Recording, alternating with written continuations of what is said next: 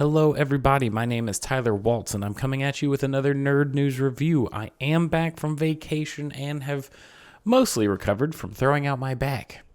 But with that introduction out of the way, I'm going to be going over Guardians of the Galaxy 3 today. It came out recently. I was very excited to see it. It's kind of the last Marvel movie that I was kind of hanging on for.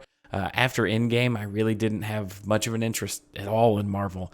For the most part, I just kind of wanted to see Spider-Man through and Guardians of the Galaxy. And here we are with Volume 3. And honestly, it completely blew my expectations out of the water. I'm just going to start with some of the basics. All of the characters are returning. There's not really any punches thrown when it comes to, hey, they didn't include this person or that person. Basically, anybody that made it through Endgame is back. With that being said, there are some new characters that I really enjoyed seeing. Most notably Cosmo, the space dog, which was like a telekinetic dog. It was the Russian dog that they blast off into space. They hinted at it in Guardians of the Galaxy 2, played a very big role in this movie, was very funny, very much enjoyed all of the scenes with the dog in it. Kraglin also has a more prominent role in this one, kind of as like the Yondu replacement, but more comedy focused, and just really had a lot of the side little jokes kind of thrown in at his expense a lot of times. But he played a really good role, and he was kind of the partner buddy with Cosmo the dog, and their scenes are very funny, and they had an ongoing joke throughout the movie that landed almost every time. I enjoyed it a lot. The High Evolutionary, or the big baddie of this film. I've had an issue with Marvel ever since like Loki and Thanos to a certain degree having redeemable villains. This guy is just hateable. Like from point A to point B, there's no redeeming qualities. The guy just sucks. He's the worst. With that being said, the actor, incredible job. He absolutely killed it in every way to portray this person that just from the beginning, you are hoping just crashes and burns in the wildest way. The last character I want to talk about is Adam Warlock. I know that there's been a lot of mixed feelings about him in this movie. A lot of people think that he's kind of like an afterthought. It did feel like that at times. It seems like that they had a different idea for the movie, but they had already hinted at Adam Warlock, so they put him into a plot that it seems like they kind of worked him out of, because the scenes with him and his mom are good. They do have a good place in the film, but the issue is that when it comes to the overarching plot of the movie, it does just kind of feel like an after effect that was just kind of wedged in and then conveniently crossed over for the last third. But other than that, I really enjoyed how the character was portrayed.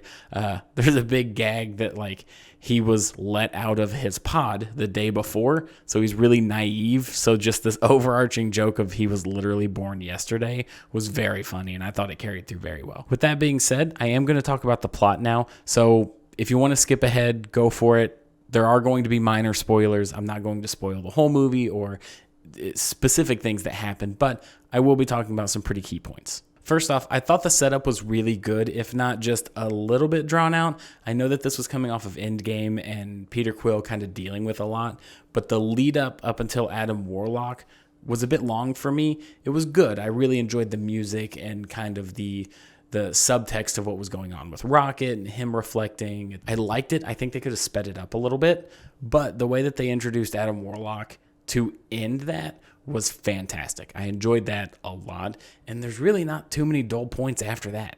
With that being said, this movie almost feels like a movie that got wedged in and pushed with a second half movie. Spoiler warning, like I said again, this is kind of the biggest spoiler, but Rocket's not really in a ton of the movie. The first half of the movie, after that initial Adam Warlock fight, he's out of action. They're trying to get this code, and there's this thing on his heart, so he is down for the count. He is in a med bay for a little over half of this movie. So it feels like the first half is a movie of restoring Rocket, and then once they, figure everything out, then it's the big Guardians movie for the last, third that I think a lot of people were kind of gunning for.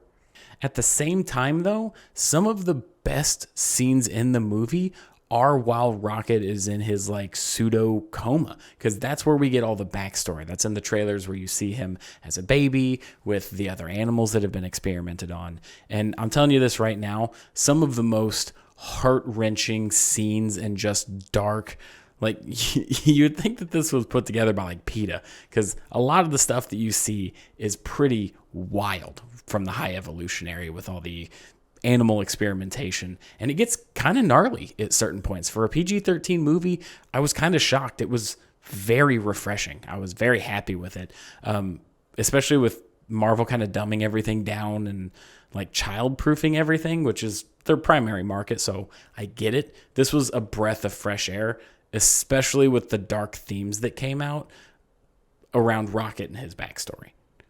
After about a half a movie of buildup, though, it finally gets its wheels going when it comes to dealing with the main threat of the High Evolutionary. One of the things that I think the film falls a little bit flat on is explaining what powers he has. They were kind of powers of convenience, like, oh, he's about to get ambushed, so he does like a force barrier. It's just weird, different ways of force pushing. If you don't read the comics and stuff, it's kind of hard to know what he can do. So it was a bit weird there. And then also the final fight isn't much of a fight. It's like 30 seconds and it's over in a heartbeat. It's so fast that it's comedic to a certain degree, which is what the Guardians is about. So it worked out well. But the ending fight was so much shorter than I think most people expected. With that being said, though, they have a hallway scene, which if you guys don't know, a hallway scene is like The Punisher. There's a bunch of them. It's like a big Hollywood trope where they put in tons of their budget for just a baller scene. Man, I'm telling you, the hallway scene in Guardians of the Galaxy 3 is a contender for top 3. It was amazing. Don't really know why they used the Beastie Boys. I feel like, especially with like them going for 80s music, they could have had a lot better choices. But hey, I was happy with it. It was really good. It's up there as one of my favorites with The Punisher. The last thing that I'm going to talk about is like the themes. It sounds funny to put it this way, but after you see the movie, you'll kind of get it. Or if you've seen the movie, I think you'll understand. If not, let me know in the comments what you guys think. But it had a very Jurassic Park feel to it. Like, the whole thing is like the High Evolutionary is trying to create these societies of higher beings and better thought and perfection. He's so caught up with perfection and creating perfect life.